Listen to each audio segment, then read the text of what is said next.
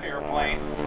That's another aircraft from the Geico Skytypers. I believe the other 5 aircraft of the Geico Skytypers went out a little bit of ways from here and started doing some skytyping in the sky, flying at about 10,000 feet above the green boss or air boss. Take a look at this airplane and listen to this thing.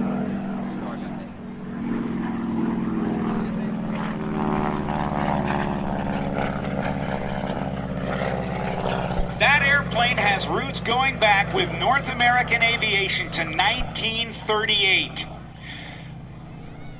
That is the North American SNJ trainer. That's what the Navy called it, the SNJ. S for Scout, N for Navy, and J for the manufacturer's designation of North American aviation. Now, why North American, and why a flown? They were known as the pilot maker.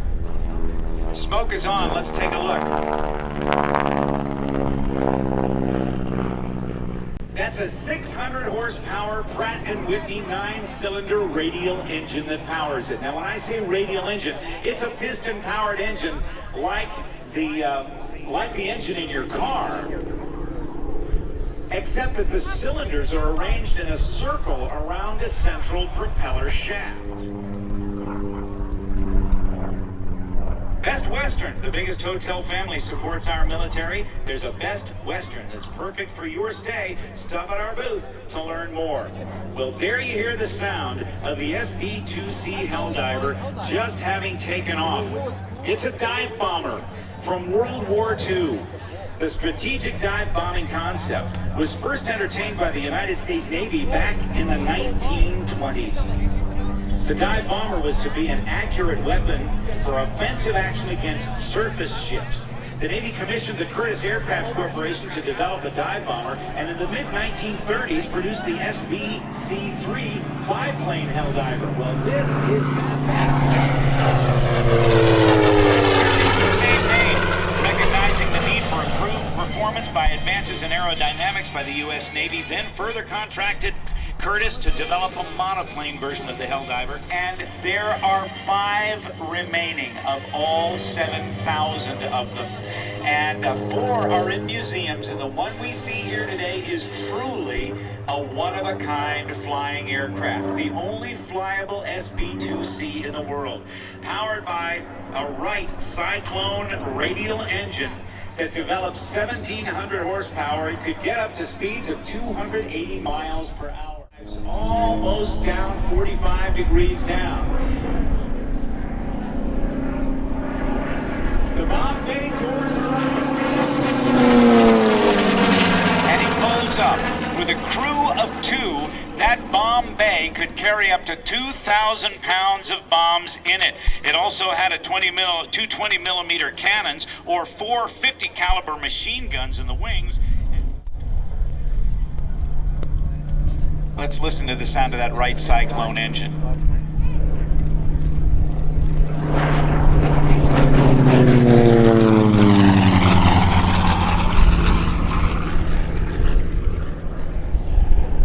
Amazingly, this airplane was kind of disadvantaged from the start because it had to compete with a very highly capable aircraft from Grumman, the TBF Avenger. To keep it from going too fast. From the right, get your cameras on it. It's a photo pass of the SB2C Helldiver.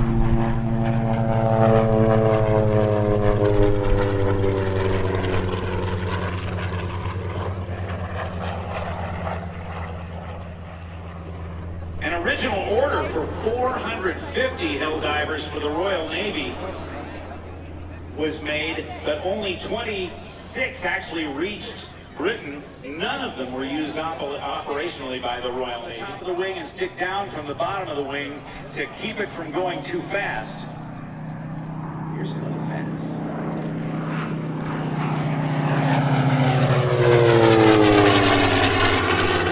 One of the prototypes of this aircraft actually fell to pieces in a dive bombing trial.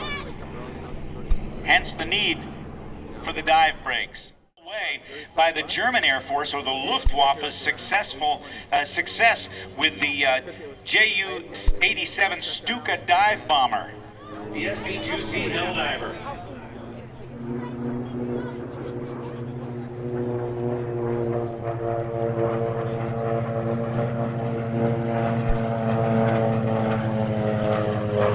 This design was also additionally hampered by a requirement that it might serve also the United States Army Air Force. And Curtis having to try to fulfill multi-mission roles with one design, ended up with one that didn't work at all for the Air Force and worked less effectively for the Navy. It's good to hear these round engines as we take you back to World War II.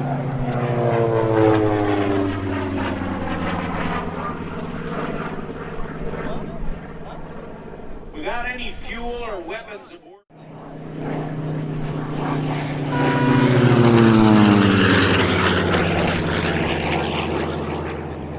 And this is part of the commemorative Air Force. The Special Air Mission Fleet that is headquartered here at Joint Base Andrews. Then we'll have the Golden Knights. Following that, the Geico Sky Typers will be in, and there you can see on the big screens there, our jumbotrons, you can see the SB2C's conventional landing gear as Mark Allen sets up for a wheel landing.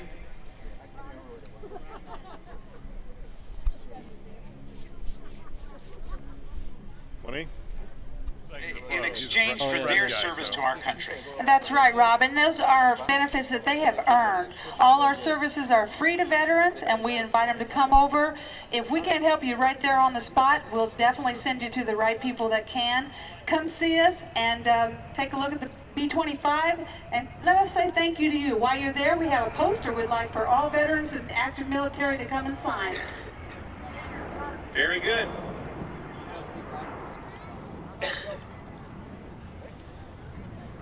There's the 757 from the Sam Fox Fleet. Lynn May, thank you very, very much. Appreciate it. Thank you. Thanks for coming by.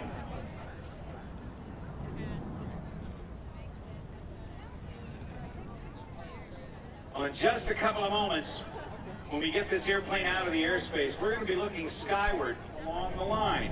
That is on purpose. Quite frankly, he does that because he can't see directly in front of him. He can't see over the nose. So he pushes on the left rudder pedal. It goes to the left. He looks out to the right to see where he is. Then he pushes on the right rudder pedal, looks over to the left. So he snakes down the runway, and that's how he sees where he's going. And that's that one-of-a-kind flyable SB2C Helldiver. Thank you, Mark Allen, for a great flight. J.D. Barrentas is the team captain. He's from Yuma, Arizona. He was looking out the door as those streamers were being tossed out, and he is using hand and arm signals to connect to the pilot, to the crew up there.